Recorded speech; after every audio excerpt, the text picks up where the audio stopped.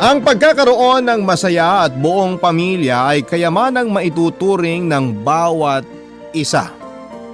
Ang halaga nito ay hindi kayang tumbasan ng pera at iba pang klase ng karangyaan maibibigay ng mundo o ng ibang tao. Ikaw kabarangay, ano ang gagawin mo upang mapanatiling buo at masaya ang pamilya mo? Dear Papa Dudut, isang pagbati po sa inyong lahat na nakikinig ng Barangay Love Stories. Itago niyo na lamang po ako sa pangalang Danilo or Danny for short mula po sa Batangas City. 37 anyos na sa kasalukuyan, may asawa at 8 anak. Bali 4 lamang po talaga ang anak ko sa asawa kong si Yoli dahil may 4 na anak na siya bago ko mapangasawa. Matanda siya ng 3 taon sa akin pero hindi naging hadlang yon sa pagmamahalan naming dalawa. Bunso po ako sa 5 magkakapatid. Ako at ang panganay naming si Ate Susan ay sa isang barangay lamang nakatira. Kagaya ko ay meron na rin siyang sariling pamilya, Papa Dudut. Ang pangalawa naman po sa amin ay patay na. Ang pangatlo at pang-4 ay parehong nasa probinsya dahil doon ang mga ito kapwa nakatagpo ng mga naging asawa nila. Ulilang lubos na rin kami at si Ate Susan na ang tumatayong magulang para sa aming magkakapatid, Papa Dudut. Ang asawa kong si Yoli ay biyuda ng namatay kong kuya. TB ang kinamatay nito. Bukod sa hindi naagapan ay mas lalo pang lumala dahil hindi ito nagpaawat sa kanyang bisyo. Naging masyadong matigas ang ulo. Hindi nakinig sa mga payo namin ni na Ate Susan pati na rin sa sarili nitong asawa. Buhay pa ng mga panahong yon ang aming ina at labis itong nasaktan at nagdamdam sa pagkawala ni kuya. Lalo pa at may naiwan itong asawa at 4 na anak. 26 anyos pa lamang noon si Yoli, 28 si kuya at ako naman ay 23. Hindi raw talaga naging magnobyo sina Yoli at ang kuya ko. Nagkakilala lamang sila noong minsang bumaha ng matindi rito sa lugar namin. 17 anyos pa lamang noon si Yoli at si kuya naman ay 19.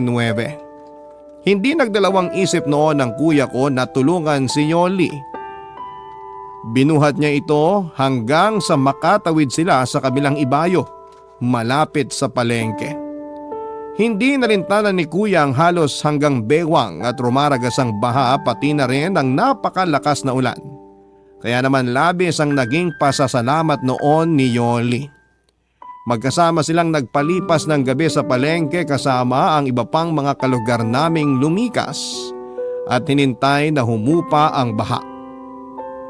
Nang malaman ng isa sa mga tiyuhin ni Yoli ang nangyari ay kaagad na kinausap ang kuya ko at sinabihang kailangan itong pakasalan si Yoli sa lalong madaling panahon. Pero dahil parehas pa silang menor de edad ng mga panahon na yon, nagpa siyang buong pamilya ni Yoli na pagsamahin na lamang muna ang dalawa kahit na wala pang basbas ng simbahan. Bagamat wala namang dapat na panagutan si kuya lalo at hindi naman sila nagkaroon ng relasyon, ay wala na itong nagawa pa. Masyadong mahigpit ang pamilya ni Yoli at sinunod pa rin ang makalumang tradisyon pagdating sa pag-aasawa. Dahil daw nahawakan na ni kuya ang katawan ng dalaga nila ay kinakailangang magpakasal na ang dalawa. At makalipas nga ang 1 taon, 1 linggo lang halos matapos magdebo si Yoli ay kinasal na sila ng kuya ko. Wala naman daw pagsisisi si Yoli sa kabila ng maagang pag-aasawa dahil bukod sa magandang lalaki si kuya ay mabait din at napakasipag. Naging maayos ang pagsasama nilang dalawa hanggang sa nabiyayaan sila ng 4 na anak. Pero hindi raw akalain ni Yoli na kung gaano siya kaagang nakapag-asawa ay ganon din siya kaagang mabubiyuda, Papa Dudut.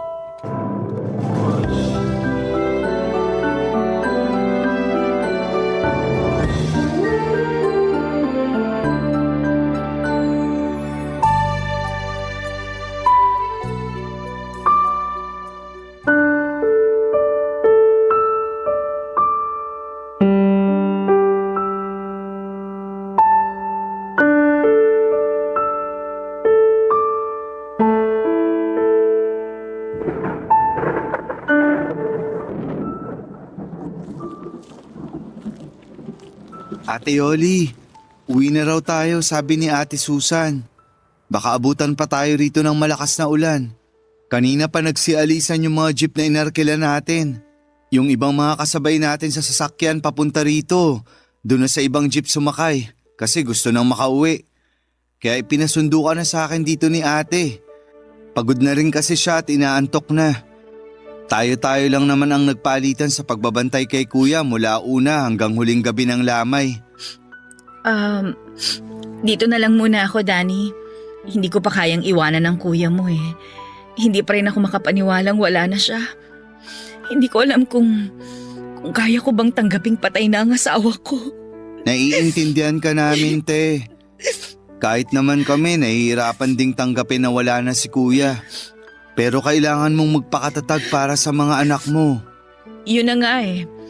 4 ang iniwang anak ng kuya mo sa akin. Napakabata pa nila para maulila sa ama.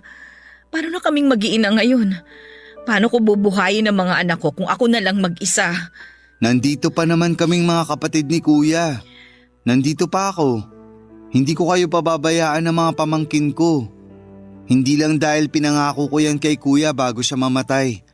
Kusang loob kong gagawin yun kasi hindi naman kayo iba sa akin. Pero may sarili ka pa ring buhay, Danny. Lalo na't binata ka pa. Hindi mo naman kailangang obligahin ang sarili mo na gawin yun. Hindi mo kailangan saluhin yung naiwang responsibilidad ng kuya mo.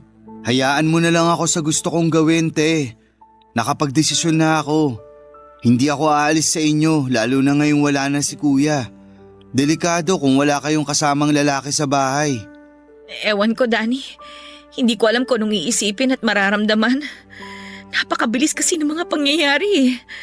Parang kahapon lang masaya pa kaming nagpaplano ng kuya mo para sa pamilya namin. Para sa kinabukasan ng mga bata.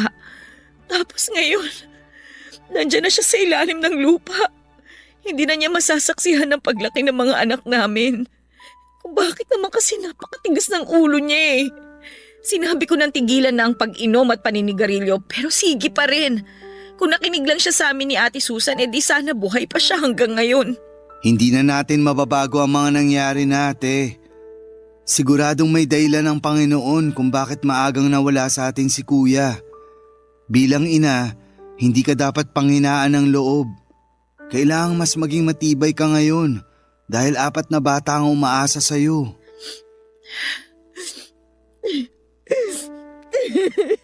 Tama na yan, te. Tumahan ka na. Baka pag makita kang ganyan ng mga anak mo sa jeep mamaya, mag-iyakan din yung mga yun. Lalo na yung bunso mo. Magiging maayos din ang lahat. At gaya ng sinabi ko kanina, nandito lang ako. Hindi ko kayo pababayaan ng mga pamangkin ko. Maraming salamat, Danny. Sa totoo lang, napakalaking tulong mo sa amin lalo na sa mga bata. Hindi ko tuloy alam kung paano ako makakabawi sa'yo. Ano ka ba, te? Huwag mo nang isipin yun. Sino pa ba magtutulungan lalo na sa oras ng kagipitan kundi tayong pamilya rin naman, di ba? Tara na. Kanina pa sila naghihintay sa atin. Teka, magpaalam pala muna tayo kay kuya. Kuya, aalis na kami ha. Dadalaw na lang kami ulit. Huwag kang mag-alala. Ako na ang bahala kay Ate Yoli at sa mga bata. Mahal, maiwan ka na muna namin dito ha. Okay lang kahit gabi-gabi mo akong dalawin. Hindi ako matatakot. Sige mahal, alis na kami ha. Babalik din ako kagad sa isang araw.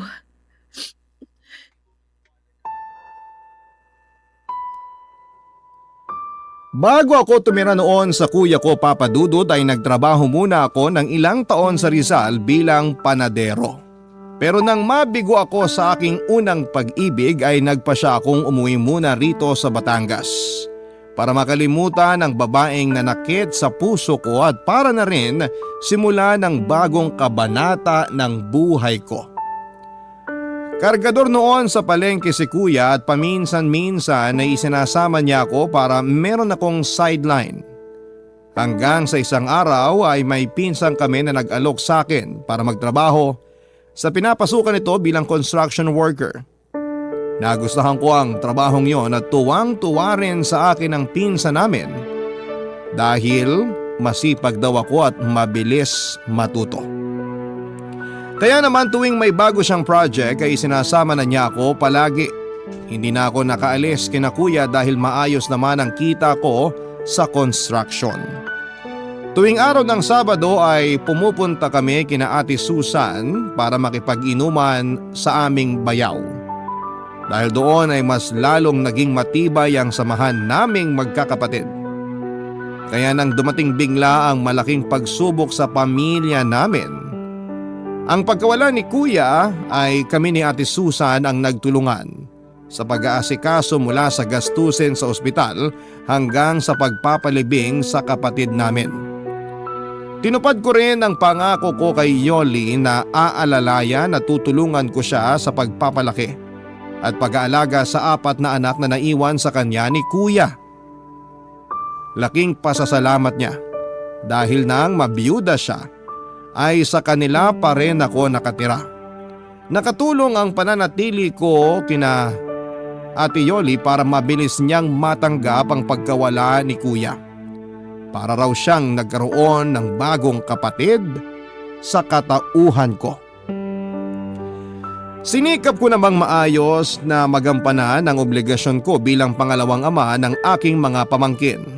Hindi maiiwasang pagtsismisan kami ng mga tao lalo na ng aming mga kapitbahay dahil kahit pa halos tunay na magkapatid na ang turingan namin noon ni Yoli, lalaki pa rin ako at biyuda naman ang hipag ko. Nilagyan nila ng mali siya ang pagiging malapit namin sa isa't isa. Nagpasya kaming huwag na lamang pansinin ang mga naririnig naming bulong-bulungan sa paligid at ang makahulugang mga tinginan ng mga tao tuwing magkikita kami na naglalakad sa may kalsada. Pero hindi ko rin naman sila masisisi dahil kung titignan ay para talaga kaming mag-asawa noon. Parang isang masayang pamilya, Papa Dudut. Close sa akin ang mga anak ni Kuya.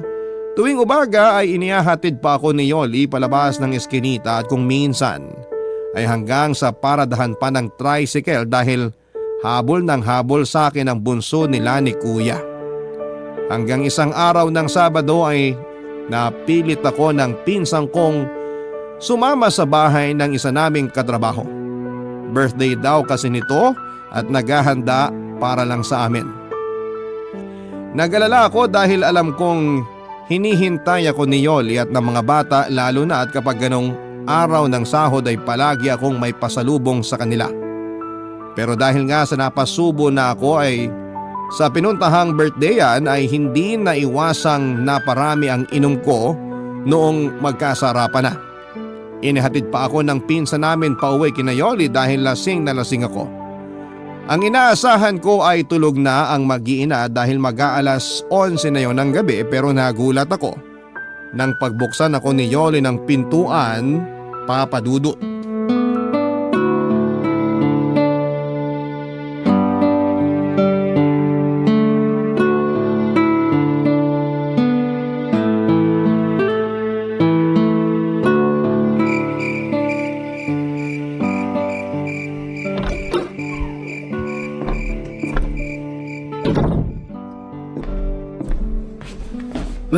Bakit gising ka pa, Ate Yoli? Gabing-gabi na. Oo nga gabing-gabi na pero kauuwi mo lang. Hinihintay kita kaya gising pa ako. Naku, pasensya na kayo. Wala akong nabiling pasalubong ngayon. Yung mga bata, kamusta? Napuyat kaya hintay sa'yo yung mga bata lalo na si Bunso. Dati naman palagi ka maaga kahit Sabado. Saan ka ba galing? Nag-alala tuloy ako sa'yo kasi ngayon ka lang umuwi ng ganitong oras. Talaga? Nag-alala ka sa akin? Oo nga, nag-alala ako kasi akala ko kung napano ka na. Teka, hindi mo pa sinasagot yung tanong ko kung saan ka nang galing ah. Mukhang lasing na lasing ka. May hindi ka ba sinasabi sa akin? May problema ba? Naku, wala namang problema. May nag-birthday lang kaming katrabaho kaya ayun, napilit nila akong sumama at uminom. Hindi na tuloy ako nakabili ng pasalubong para sa inyo. Naku, wag mo nang isipin yung pasalubong. Ang mahalaga, nandito ka na at ligtas ka na nakauwi. Ano, kakain ka pa ba? Tinirang kita ng ulam, bopis na manok, yung paborito mo, maanghang. Wow, talaga? Sayang. Ang sarap sana ng bopis, kaya lang busog na ako, te. Maraming handa sa pinuntahan namin. Bumaha rin ng alak kaya nalasing talaga ako. Sa pulutan pa nga lang busog na ako. Lalo na sa inihaw na liempo at sabaw ng goto. Ganun ba? E di ililigpit ko na itong mga pagkain. Bukas mo na lang kainin, hindi naman ito mapapanis. Salamat sa paghintay na makauwi ako, Ate Yoli ha. Salamat din sa bopis. Kahit bukas ko pa matitikman. Alam na alam mo talaga paborito ko. Wala yon. Napakaliit na bagay kumpara sa lahat ng tulong at sinakripisyo mo para sa aming mag-iina. O siya, bago pa tayo magkaiyakan dito aakit na ako. Kanina pa ako inaantok. Nilabanan ko lang kasi walang magbubukas ng pinto pagdating mo. Magpalit ka muna ng damit mo bago ka matulog ha. Sandali lang, Ate Yoli. O bakit? Nasusuka ka ba? Oy naku, yan ang problema kapag nasobrahan kayong magkapatid sa pag-inom. Sukahin kayo Hindi naman kita pinagbabawalang uminom, lalo na't binata ka. Pero sana sa susunod, huwag ka na magpapakalasing. Oo, nasusuka ako pero hindi dahil sa alak. Nasusuka ako sa pagmumukha ng kumpare nyo ni Kuya.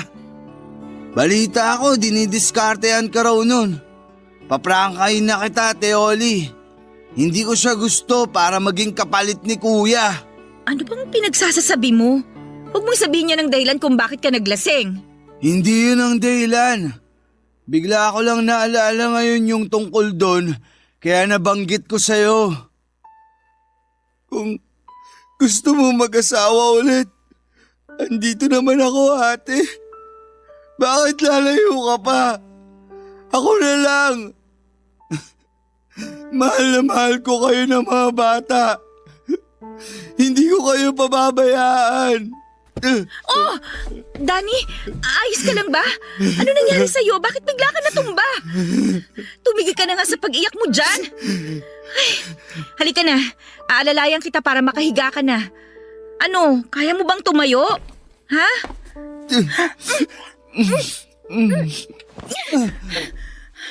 Hinalikan mo ko?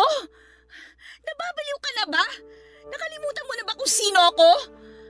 Asawa ko ng kuya mo, Danny. Siguro nga nababaliw na ako, ate. Nababaliw ako kasi gusto na kita. At gusto kitang maging asawa. Hindi ko alam kung kailan nagsimula ang nararamdaman ko para sa'yo. Kaya nung malaman ko na dinidiskartehan ka ng kumpare nyo, sobrang nagselos ako. Sa tingin ko hindi lang kita gusto.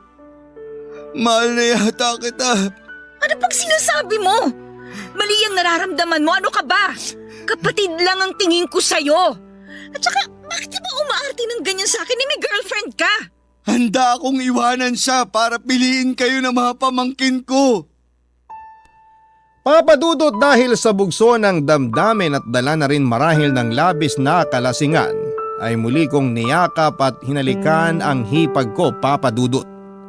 At sa pagkakataong yon ay hindi na siya tumanggi pa o nanlaban. Noong ko napagtantong pareho pala kami ng nararamdaman ni Yoli. Nang gabing yon ay inamin niyang nahuhulog na rin ang loob niya sa akin. Kagaya ko ay nagpipigil lang din pala siya ng damdamin dahil masyadong komplikado ang lahat. May girlfriend ako na umaasang pakakasalan ko at halos ilang buwan lamang ang nakalilipas mula nang mamatay ang kuya ko. Tiyak na pagpapiestahan kami lalo ng mga tsismosa naming kapitbahay. Inaalala rin namin noon ni Yoli ang magiging reaksyon ng aming mga pamilya, lalong-lalo na mga bata at si Ate Susan. Nag-usap kami ng masinsinan ni Yoli at inabot yon ng magdamag. Kahit na hindi ako nagkape ay nahimasmasan kagad ako nang malamang kong mahal niya rin pala ako. Talagang sobrang saya ko ng mga sandaling yon at pansamantala kong nakalimutan lahat ng alalahanin, pati na rin ang mga posibleng maging hadlang sa pag-iibigan naming dalawa. Walang ibang mahalaga para sa akin kundi kami lamang dalawa, Papa Dudut. Kaming dalawa lamang ni Yoli at ang nararamdaman namin para sa isa't isa. Barangay Love Stories. Barangay Love Stories. Nagkasundo kami ni Yoli na ilihim na lamang muna ang namamagitan sa amin, Papa Dudut. Bata pa noon ang mga pamangkin ko kaya walang nakahalata sa mga ito na may nagbago sa relasyon namin ng nanay nila.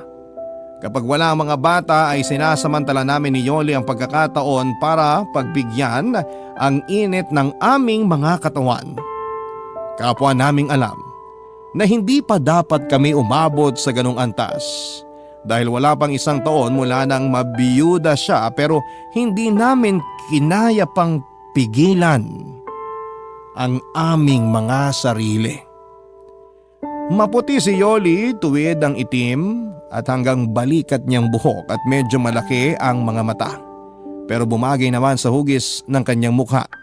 Sakto lamang din ang height niya at maganda pa rin ang hubog ng katawan kahit 4 na ang anak. Kaya hindi nakapagtatakang marami ang umaaligid noon sa kanya nang mamatay si kuya. At isa nga ako sa mga nahumaling sa alindog ng hipag ko. Aminado akong mas gwapo sa akin ang kuya ko lalo at pinaglihiraw ito ni inay kay Santo Niño. Pero nabihag din naman si Yoli ng pagiging chinito ko. Medyo may kapayatan ang aking katawan pero matangkad ako at makisig tingnan. Kulot ang aking buhok na namana naming lahat na magkakapatid sa aming ama. Hindi nalalayo sa itsura ko ang mukha ng aking mga pamangkin kaya parang talagang nagmula sila sa akin. Hanggang sa dumating na nga ang araw na kinakatakutan namin. Lalong-lalo na ni Yoli. Nakarating na sa panganay kong kapatid na si Ate Susan ng chismis tungkol sa amin ng aking hipag. Isang araw ng Sabado pag uwi ko galing trabaho ay naabutan ko si Ate Susan sa bahay. Kausap ang namumutlang si Yoli, Papa Dudut.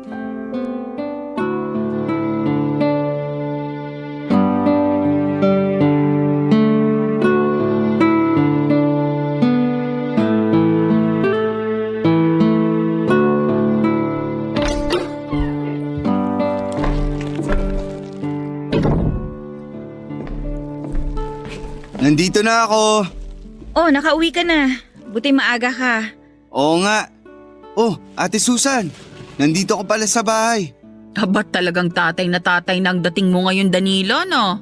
Huwag mo pa rin kalimutang anak sila ng kuya mong namatay at yuhin ka lang nila. Ate Susan naman, syempre alam ko yun. At hindi ko yun makakalimutan.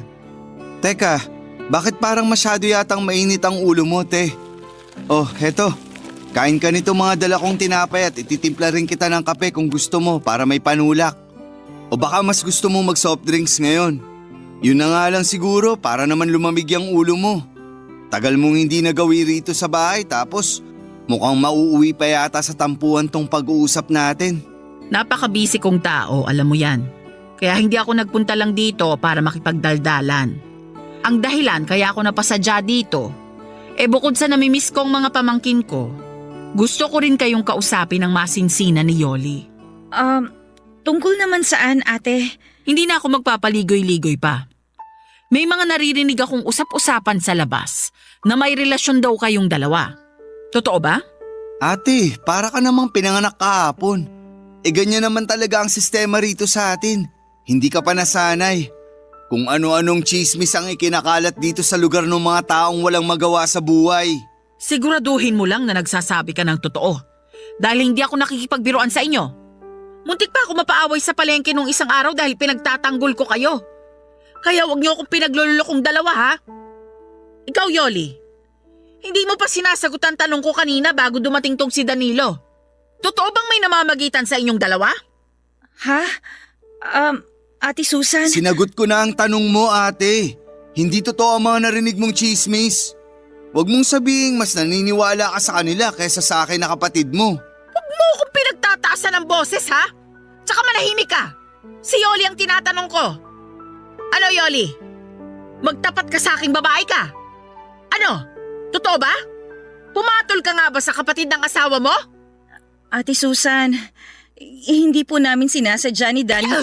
Ate Susan! Sinabing manahimik ka! Kung ganun, totoo pala talaga. Nung minsan pumasyal sa bahay yung panganay mo at sinabing inintrega raw ni Danilo yung buong sahod niya, nagduda na ako. Pero hindi ko kayo kaagad hinusgahan. Hindi ko kayo pinangunahan. Kasi alam kong parang tunay na magkapatid na ang turingan ninyo. Pero ano to? Hindi na ba kayo nahiya? Wala pang isang taong patay yung kapatid ko. Talaga bang hindi na makapaghintay ang mga kakatihan ninyo? Kaya pinakamot nyo na sa isa't isa? Ate, tama na! Naririnig ka ng mga bata, pati na ng mga kapitbahay. Wala akong pakialam! Bakit? Nahiya ba kayo sa mga pinaggagawa ninyo? Nahiya ba kayo sa mga bata? Sa akin? Sa kuya mo? Nakakadiri kayo? Isang malaking kahihiyan tong ginawa ninyo! Nagmamahalan po kami ni Danny, Ate Susan. Lintik na pagmamahal yan! Ano? Pahamakin ang lahat, masunod lang ang kakatihan? Kahit ano pang sabihin mo o sabihin ng ibang tao, mahal ko si Yoli, ate. At ipaglalaban ko siya, ano man ang mangyari. Umalis si Ate Susan na masama ang loob sa amin noon, Papa Dudut. Halos ilang buwan din kami nitong hindi pinansin at kinausap. Pero nagpasalamat pa rin kami dahil hindi naman idinamay ni ate ang mga bata sa galit niya sa amin. Malaya pa rin nakakapunta sa bahay nila Ate Susan ang mga pamangkin ko. Tinutuo ko ang sinabi ko kay Yoli na iiwan ko ang girlfriend ko nung mga panahong yon dahil mas pinili ko silang mag-iina. Tinanggap ko na lamang ang galit ng ex ko pati na rin ang pamilya nito. Hindi pa rin nawala ang usap-usapan tungkol sa amin ni Yoli at sa halip ay mas lalo pa yung lumala. Maraming napataas ang kilay nang magpasya na kaming aminin sa lahat ang aming relasyon. Ang iba nga ay diring-diri pa na akala mo'y kung sinong banal at malinis ang mga pagkatao. Pero hindi kami nagpaapekto sa kanila lalo't kami naman ni Yoli ang magsasama. Katwiran naming dalawa ay wala naman silang ambag sa mga buhay namin at isa pa, totoong nagmamahalan kaming dalawa. Nang isilang ni Yoli ang panganay namin ay noon lamang ulit kami kinausap ni Ate Susan. Nabawasan ang bigat sa dibdib na aking nararamdaman noong magkaayos kaming magkapatid. Kalaunan ay natanggap na rin ng mga pamilya namin ni Yoli ang aming relasyon. Naging maayos at masaya ang unang taon ng aming pagsasama. Naging napakasaya ko sa piling niya at Papa Dudut, Papa na po ang tawag sa akin ng mga pamangkin ko. Mabilis na lumipas ang mga taon hanggang sa naging 4 na ang anak namin ni Yoli. Kinailangan ko nung magdoble kayo dahil sa paglaki ng aming pamilya. Halos gawin ko ng araw ang gabi para lamang matustusan ang lahat ng pangangailangan ng aking mag-iina. Pero kung kailan nagsisipag-aral na ang mga pamangkin ko ay saka naman ako natutong bumarkada at magbisyo noon, Papa Dudut.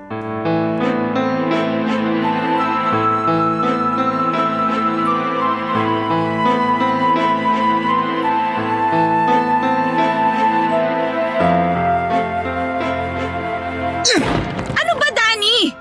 Ang aga-aga nagwawala ka dyan. Hindi ka na nahiya sa mga kapitbahay natin. May mga natutulog pa ng ganitong oras, oh. Ano naman ngayon? Sa mainit ang ulo ko eh. Paano ba naman? Nagpapakapagod lang pala ako sa wala eh. Ni hindi ko man lang mapakinabangan yung pinaghirapan ko. Linggo pa lang ngayon pero wala na agad tayong pera. Saan mo ba dinala yung inintrega ko sa'yo kagabi? Ibinayad ko na sa mga kautangan natin. Doon ko dinala yung pera. Yung natira, ibinili ko ng bigas, gatas at diaper ng bunsong anak mo. Hindi ko na nga nabayaran si Ate Susan sa mga nautang kong pamasahe mo mula Lunes hanggang Sabado eh. Wala ka ng ibang bukang bibig kundi ibinayad sa utang. Lintik na mga utang yan. Ano, ako na lang lagi? Ako na lang aasahan nyo sa lahat ng mga gastusin dito sa bahay? Natural, ikaw ang aasahan namin. Ikaw ang lalaki, di ba? Ikaw ang padre di pamilya. 4 na ang anak natin at ilang taon na lang may estudyante ka na. Sabay-sabay na mag-aaral ang mga bata. Tapos sinasamahan mo pa ng bisyo, kakarampot na nga lang ang kinikita mo. Kulang pa nga yung sahod mo sa'yo kung tutusin. Kaya huwag kang magre-reklamo dyan kung linggo pa lang wala ka ng pambili ng ulam. Kung hindi ka bumili kagabi ng alak at sigarilyo, di sana may pera ka pa ngayon. Wala kang pakialam kung saan ko gustong gastusin ang pera ko. Dahil pera ko yon. Uubusin ko yon kung kailan at saan ko gusto. Hindi ko na kayang sustentuhan ang mga anak nyo ni Kuya. Malalaki naman na sila kaya magtrabaho ka na. Ganon. Pabigat na pala ang tingin mo sa mga anak ko ngayon. Kung hindi mo ako binubuntis taon-taon, di sana nakakapagtrabaho ako. Nakakatulong sana ako sa mga gastusin dito. At saka ang lakas naman ng apog mong magreklamo samantalang ikaw naman na nag-aaksaya ng pera sa mga bagay na walang kwenta. Ano ba nangyari sa'yo? Nasa na ba yung Danny na mabait, mapagpasensya, malambing at responsabling ama? Nasaan na ang Danny na minahal ko? Pwede ba, Yoli? Tigilan mo nga yung kadramahan mo. Wala akong panahon sa mga ganyan. Pagkain ang kailangan ko kasi gutom na ako. Gawan mo ng paraan yung pambili ng ulam. Pag lalo akong nayamot, babasagin ko lahat ng mga gamit dito sa bahay. Di basagin mo? Diyan ka naman magaling sa pagbabasag, sa pagwawala. Sige, magbasag tayo, Danny. Tutulungan kita para maubos lahat ang gamit natin na ipinundar natin. Akala mo ba, ikaw lang ang nahihirapan? Sawang-sawa na rin ako sa ganitong buhay. Pagod na akong intindihin ka. Kaya mas mabuti pang sabayan na lang kita sa pagwawala mo. O itong pinggan, babasagin ko sa harap mo. Hinahamon mo ba akong babae ka? Sige, basagin na natin lahat ng mga plato. Pati itong bahay, wawasakin ko. Ulam lang ang hinihingi ko sa'yo pero lalo mong pinaiinit ang ulo ko. Lalo mong inubos na titirang pasensya ko. Nagising ang mga bata dahil sa gulo namin ni Yoli habang nag-aaway papadudot. Malakas na nagsipag-iyakan ang mga ito, lalo na ang aming bunso. Nagsilabasan maging ang aming mga kapitbahay. Ang iba ay umawa at ang iba naman ay nakiosyoso lamang sa mga nangyayari.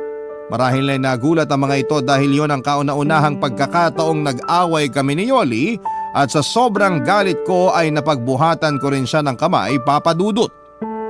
Hindi ko alam kung paano nakarating sa pinsang kong kasama ko sa trabaho ang tungkol sa nangyaring gulo. Basta bigla na lamang itong dumating at hinila ako palabas ng bahay. Ang buong akala ko noon ay susuntukin ako ng pinsan ko pero hindi naman ganon ang ginawa nito. Kinausap lamang ako ng masinsinan hanggang sa ako ay mahimasmasan. Hindi umalis sa amin ang aking pinsan hanggat hindi kami nagkakaayos ni Yoli. Sinsero akong humingi ng tawad sa kanya at pinaliwanag kong nadala lamang ako ng emosyon. Nangako rin ako kay Yoli na hindi na mauulit ang mga nangyari. Lalo at kitang-kita ko noon ang takot sa mga mata ng aking mga anak, papadudot. Barangay Love Stories. Barangay Love Stories. Papadudod sa paglipas ng mga araw ay mas lalo pang lumala ang pagkalulong ko sa barkada at sa bisyo. Hindi na lamang sa alak at sigarilyo na uubos ang pera ko dahil natuto na rin po akong gumamit ng ipinagbabawal na gamot. Napakabilis uminit ng ulo ko lalo na kapag hindi ako nakakatikim ng droga. Umabot na sa puntong pati ang mga bata ay napagbubuhatan ko na rin ang kamay. Doon na nagpasya si Yoli na maghanap ng trabaho. Dahil kung hindi niya yon gagawin ay mamamatay sila sa gutom ng mga anak namin. Ipinasok siya ng isa naming kapitbahay kina Mang Densyo, isa sa mga pinakamayaman sa aming lugar. 65 anyos na ito ng mga panahon na yon at biyudo. Makisig pa rin tignan sa kabila ng edad nito at malakas ang dating palibasa ay may pagkamistiso. Nag-iisa lamang sa malaki nitong bahay ang matanda pero suportado ng mga anak na nasa Italia. 4 ang anak ni Mang Densyo at ang 3 ay sa ibang bansa na naninirahan. Isa na lamang ang naiwang anak nito sa Pilipinas, ang bunsong lalaki na nag-aaral ng kolehiyo. Nung una ay 3 beses lamang kung magpunta si Yoli sa malaking bahay para maglaba at mamlansya. Tuwang-tuwa siya dahil maayos magpasahod si Mang Densyo at palagi pa siyang may dalang pagkain pag uwi sa bahay namin. Ako naman, Papa Dudut, ay natuwa rin ng mga panahong yon dahil solong-solo ko na ang aking sweldo. Wala na magreklamo at magbubunga nga kahit ubusin ko pa lahat ng pera ko sa aking mga bisyo. Hanggang sa ang 3 araw na schedule ng pasok ni Yoli sa malaking bahay ay nadagdagan pa ng 3 araw, Papa Dudut.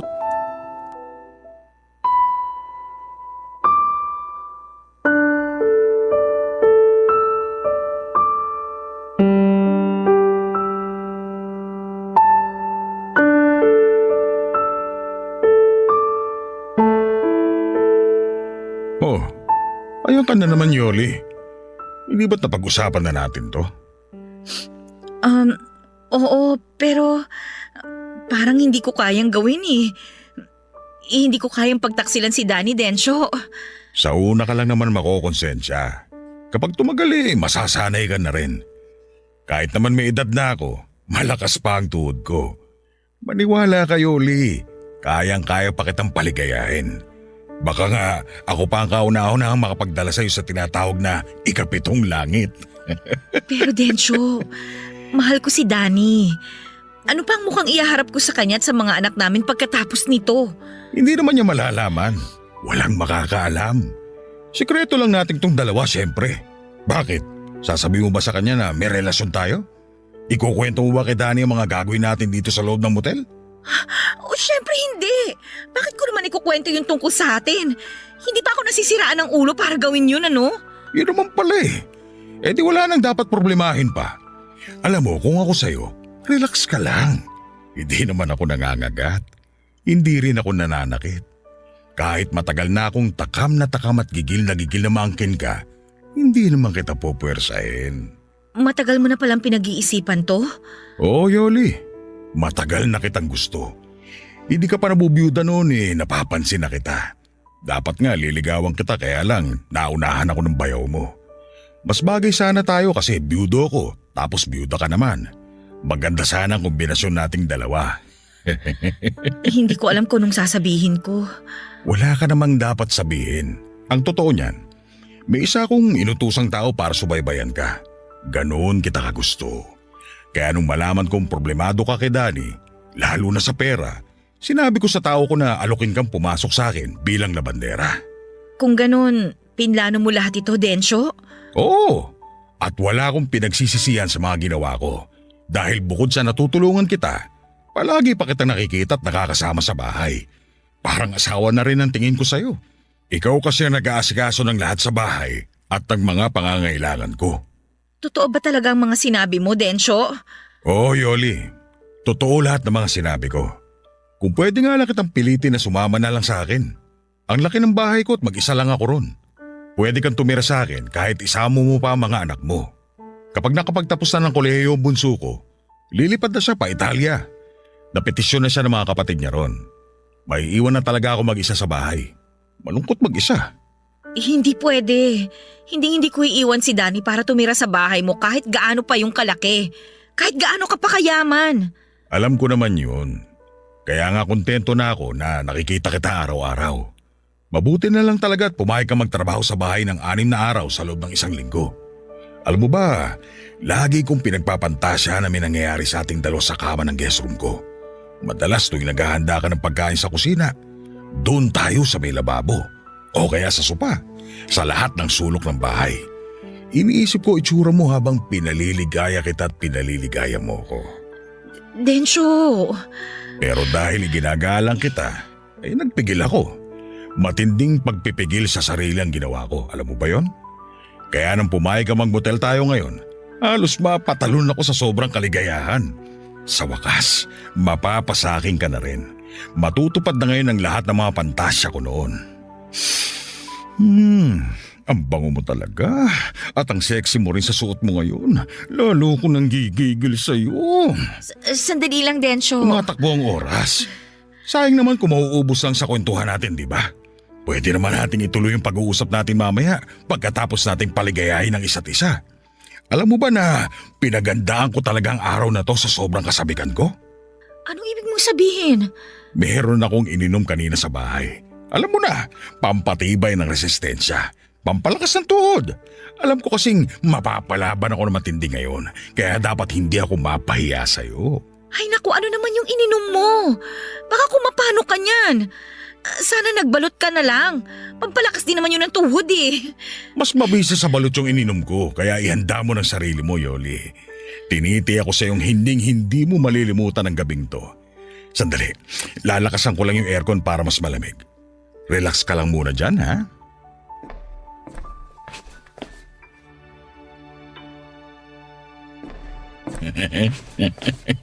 Ayan, mas malamig na.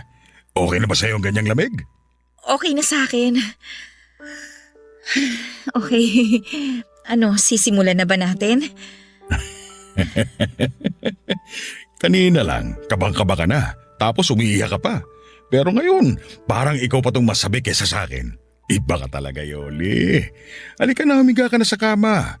O baka gusto mo, ako muna ang hihiga at ikaw muna ang... Densyo? Okay ka lang ba? Hindi ako makahinga, Yoli. Bakit? Ano nangyayari sa'yo?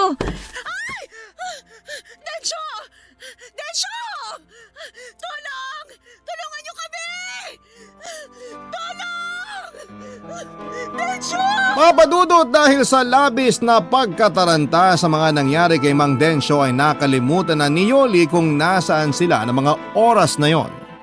Nagsisigaw siya para humingi ng tulong at kaagad namang may sumaklolo sa kanya na staff ng nasabing motel at inalalayan si Yoli palabas ng kwartong kinuha nila ng kabit niyang matanda. Pagdating sa counter ay kaagad na tinawagan ni Yoli ang bunsong anak ni Mang Densyo para ipaalam kung ano ang nangyari sa tatay nito.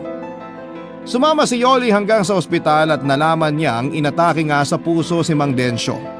Bukod sa matinding emosyon dulot ng pananabik kay Yoli ay na-overdose din pala ito sa ininom na tableta na mabisa raw para maging mas matikas ang pagkalalaki niya. Sa kamalasan ay naging sanhi pa yon para bawian ito ng buhay. Hiyang-hiya si Yoli sa anak ni Mang Densyo at sa lahat ng mga taong nakasaksi sa nangyari, Papa Dudut. Sinisi rin niya ang kanyang sarili sa pagkamatay ng matanda. Tama nga ang sinabi sa kanya ni Mang Densyo na hinding-hindi malilimutan ni Yoli ang gabing yon na nagsilbing bangungot para sa kanya. Mabilis na kumalat sa lugar namin ang tungkol sa iskandalong kinasangkutan ni Yoli. Sa halip na umuwi sa bahay namin ay doon siya nagpunta sa matalik niyang kaibigan na nakatira sa kabilang bayan. Nang mabalitaan ko yun ay gumuho ang mundo ko. Para po akong pinagsakluban ng langit at lupa. Parang sinaksak ng libu-libong punyal ang aking dibdib. Pakiramdam ko rin ay kaya kong pumatay ng tao ng mga oras na yon, Papa Dudut.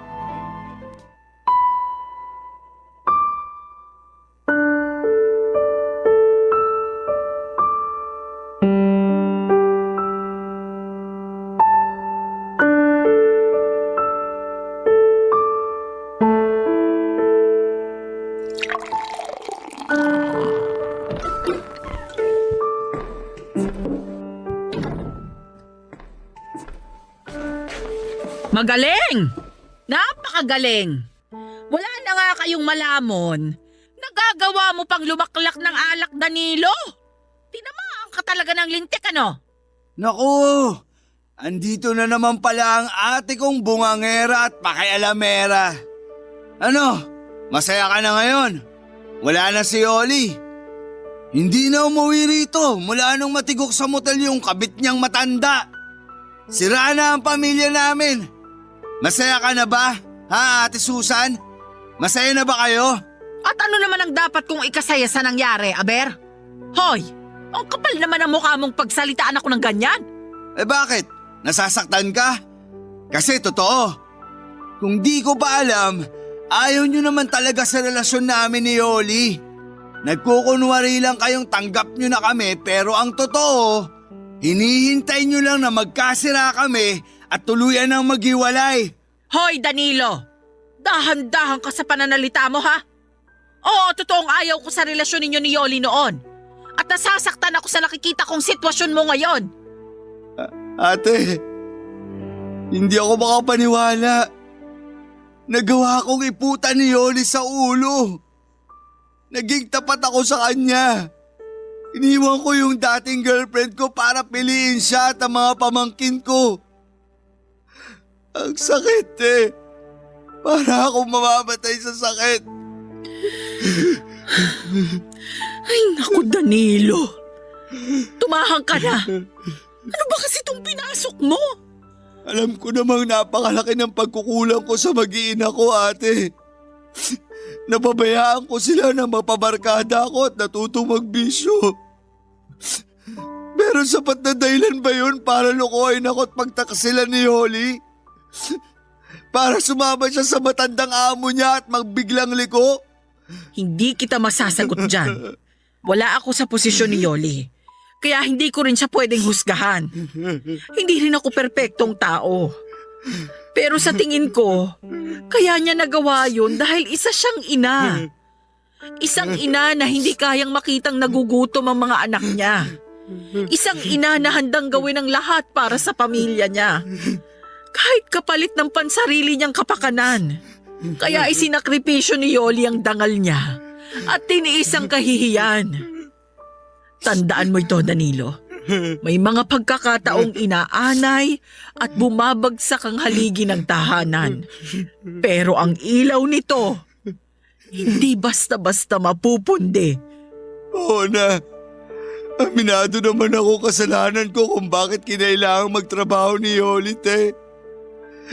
Dahil wala akong kwentang padre de pamilya. Isa akong inutil. Shh! Huwag mong sabihin yan, Danilo. Pareho kayong may pagkakamali ni Yoli. Hindi mo ba naisip na baka pagsubok lang ang lahat ng mga nangyayari sa pagmamahalan ninyo? Miss na miss ko na siya, ate. Miss na miss ko na si Yoli. Hinahanap din siya palagi sa akin ng mga bata, lalo na si Bunso. Pero hindi ko alam kung paano ipaliliwanag sa kanila ang lahat. Hindi ko alam kung nasan si Yoli.